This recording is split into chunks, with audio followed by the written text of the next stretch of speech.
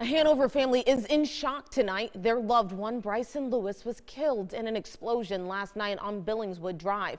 8 News reporter Sabrina Shutter sat down with the Lewis family. She's in Hanover with the story.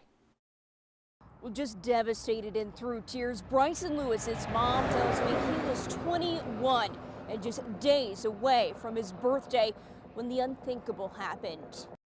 I'm in such disbelief that my baby's gone. Kelly Nix is dealing with the tragedy of losing her firstborn. I don't feel anything. I'm just still numb. Son, brother, and dad Bryson Lewis lost his life in an accidental explosion here on Billingswood Drive. This was such a tragic accident that should not have happened. Hanover Fire and EMS, one of the first ones on scene. Nick says Lewis got these barrels to turn them into burn barrels and sell them. He was cutting into the barrel when Hanover Fire says flammable vapors ignited. When he went to cut it, I guess whatever was in it just exploded. That power tool he used to cut the top off still laying on the ground where it happened. He's leaving behind his baby girl, Charlotte Faye Lewis. The most important thing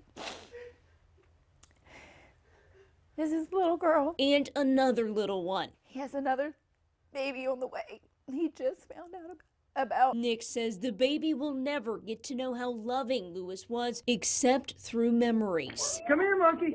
You got it. His mom says Lewis had his whole life ahead of him. He just got his own place to have with his daughter. You know, this was supposed to be his year.